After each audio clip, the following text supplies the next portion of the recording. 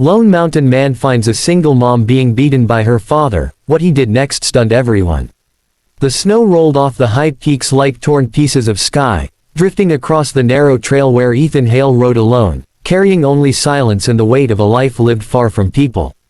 He preferred mountains over men, storms over conversations, and cold winds over warm company.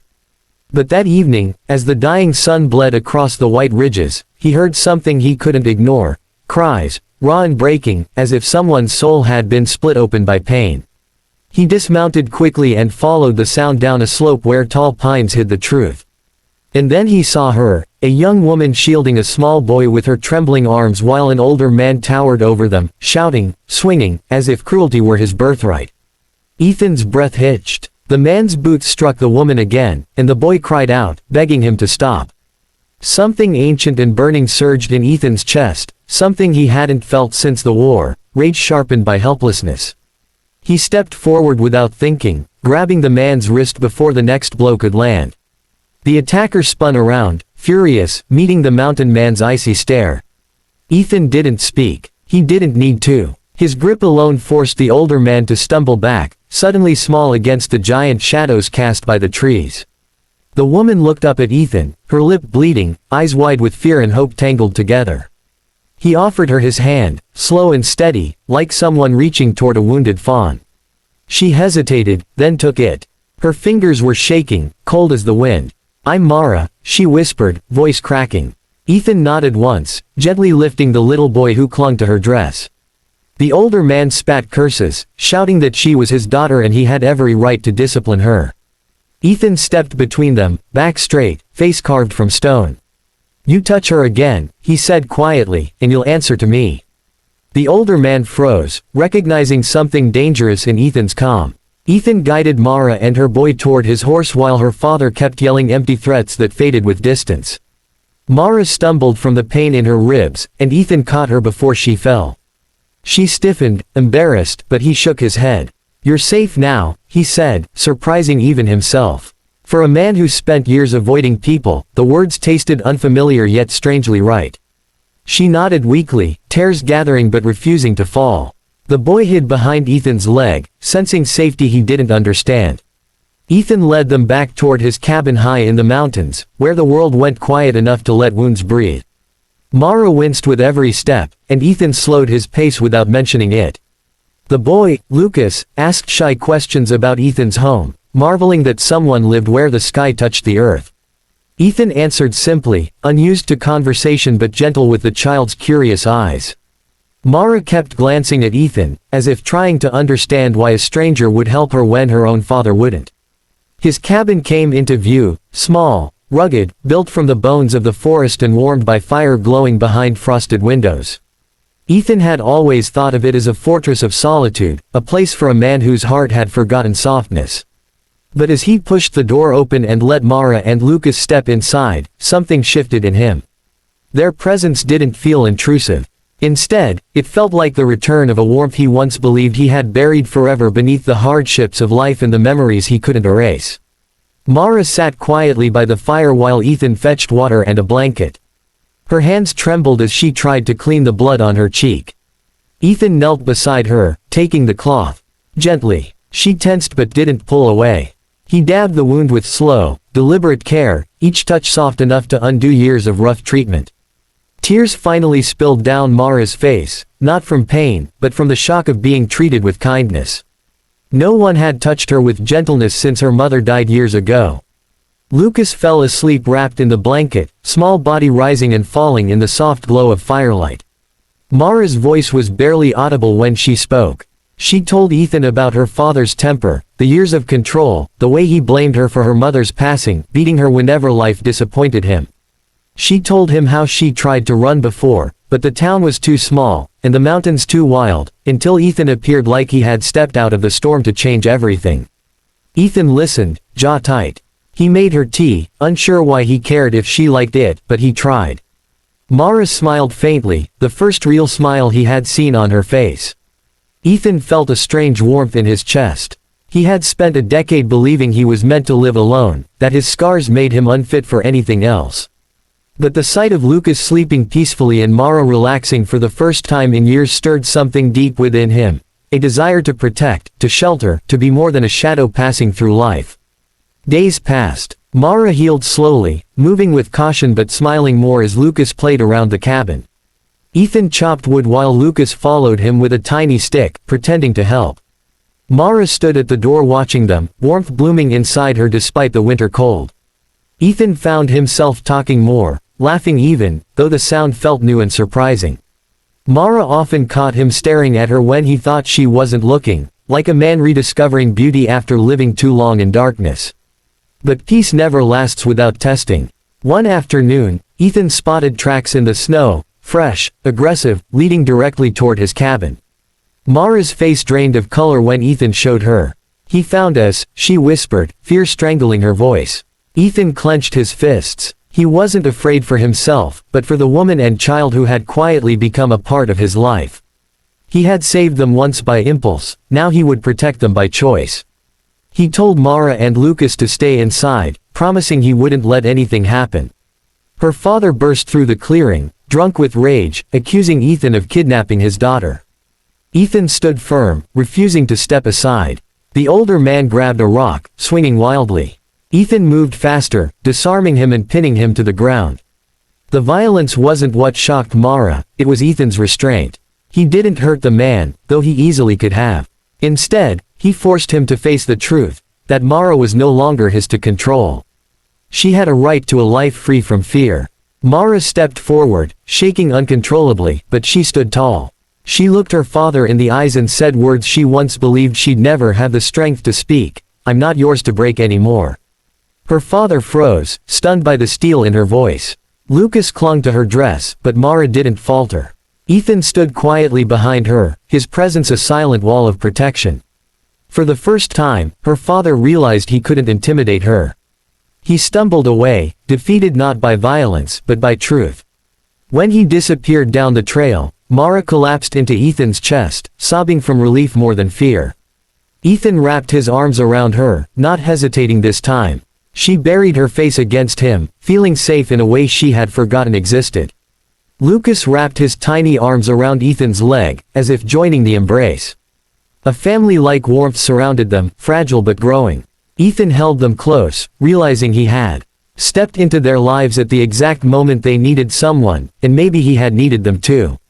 The town soon heard rumors about what happened, but no one expected what came next. Instead of running again, Mara chose to stay in the mountains with Ethan.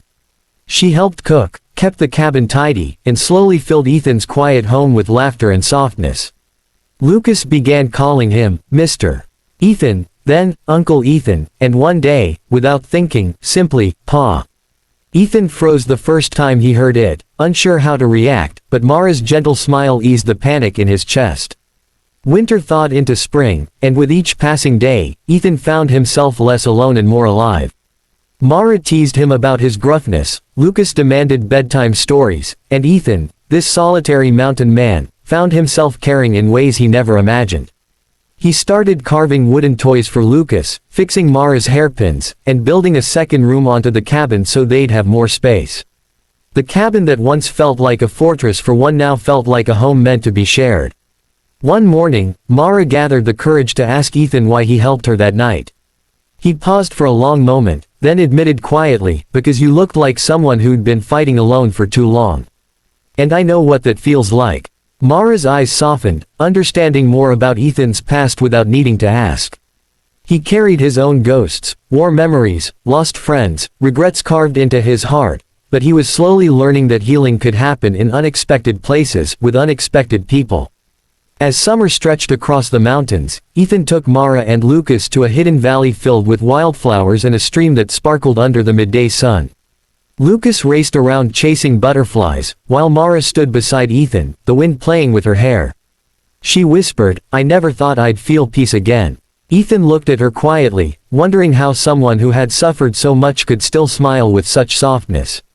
He reached out, brushing a strand of hair behind her ear, surprising both of them. She didn't pull away. Instead, she leaned toward him, resting her head on his shoulder. Ethan froze, heart hammering, but slowly relaxed. Mara's voice trembled as she whispered, "I feel safe with you, more than I've ever felt." Ethan's throat tightened. He wasn't a man of many words, but he lifted her hand and held it gently, letting silence speak where language failed. Lucas glanced at them and giggled, shouting that they looked like a family. Mara blushed, but Ethan didn't let go. Trouble returned one final time when Mara's father stormed into town demanding his daughter be returned. But the sheriff, having heard what really happened, confronted him. Witnesses stepped forward, old neighbors, shopkeepers, even his drinking companions, admitting they'd seen him hurt her for years. The sheriff arrested him for assault and endangerment, ending the threat once and for all. When news reached the cabin, Mara cried, not from sadness, but from the freedom she could finally feel without guilt strangling it. The mountains settled into peace again, and for the first time, Mara felt the future open wide before her. She spent evenings teaching Lucas to read while Ethan watched quietly from the doorway, warmth spreading through his chest. Some nights, they all sat together by the fire, Lucas asleep between them, and Ethan felt something he never believed he'd have again, a sense of belonging. Mara noticed how he softened around them, how his eyes brightened even in silence. One evening, as dusk painted the sky pink and gold, Mara stepped outside to find Ethan carving something on the porch. She sat beside him, watching the wood curls fall. When he finally turned the carving toward her, Mara gasped. It was a small wooden figure of a woman holding a child, protected by a man standing behind them. "Is this us?" she whispered. Ethan nodded, embarrassed. Mara's eyes filled with tears, touched by the tenderness he struggled to express aloud. She placed her hand on his, steady and sure. "You saved us," she said softly.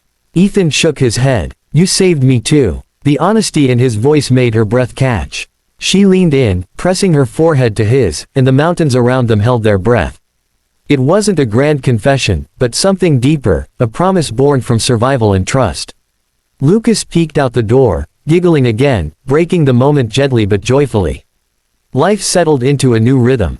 Mara began sewing and selling clothes to the town. Lucas learned to ride a pony Ethan got for him, and Ethan built a larger barn, planning for a future he never imagined before. One day, Mara found a delicate flower placed on her windowsill with no note, but she knew Ethan had left it. She tucked it into her hair, and when Ethan saw it, his face flushed warm, making her smile in a way that melted the last pieces of her fear. As autumn approached, the mountains blazed with red and gold. Ethan took Mara and Lucas to the ridge overlooking the valley, where the world looked wide and endless. Mara wrapped her arms around herself against the breeze, and Ethan draped his coat over her shoulders. She looked up at him with gratitude and something deeper, love growing quietly, steadily. Lucas grabbed both their hands, swinging between them, shouting happily that they were his people. Back at the cabin that night, the fire crackled warmly. Ethan stood nervously by the table while Mara set out dinner. He held something small in his hand, turning it over and over. Mara noticed the tension in his shoulders and walked toward him.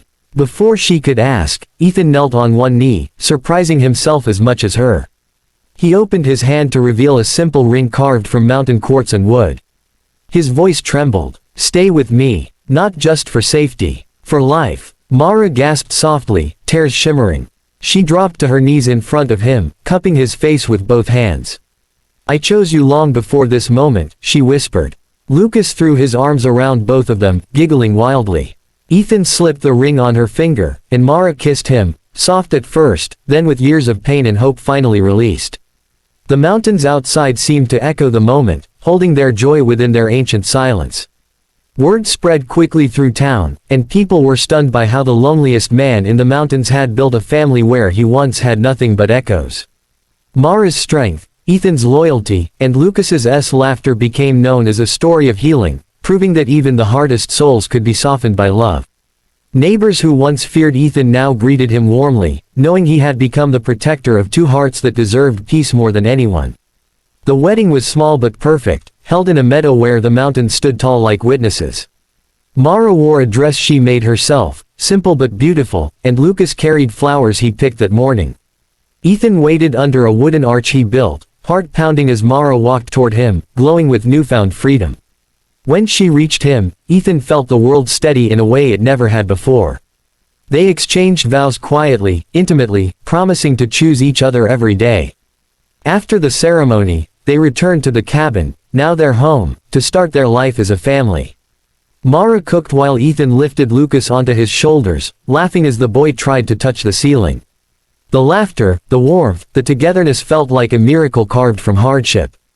They ate, talked, shared stories, and for the first time, Ethan realized the mountains no longer felt empty. They felt alive, echoing with new memories and the promise of more to come. Night settled gently, wrapping the world in silver light. Mara stood by the doorway watching Ethan tuck Lucas into bed, his rough hands gentle on the child's soft hair. She felt her heart swell with a love both fierce and tender. When Ethan turned, she stepped into his arms. They held each other by the fire, swaying slowly, no music needed. Their hearts beat in quiet harmony, as if the mountains themselves blessed the life they were building. Years passed, and the family grew stronger. Lucas became fearless and kind, learning the ways of the mountains from Ethan and the strength of compassion from Mara. Ethan built a new workshop, crafting furniture for town folk, while Mara's sewing became known far and wide. Together, they created a life marked not by the pain of the past, but by the beauty of resilience and the warmth of chosen love. Their story became a quiet legend whispered around fires on cold nights.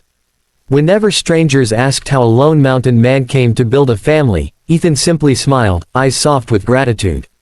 "I found them on the darkest night," he'd say, "but they were the ones who brought me into the light."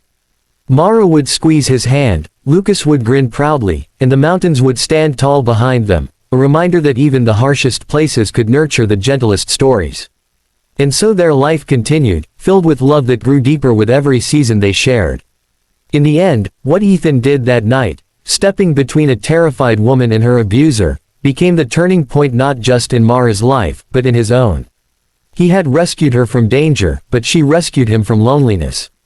Together, they proved that family isn't always found by blood, it's built by courage, healing, and choosing each other through every storm. Their happy ending wasn't just a moment, it became a lifetime shaped by tenderness, trust, and the mountains that watched them fall in love.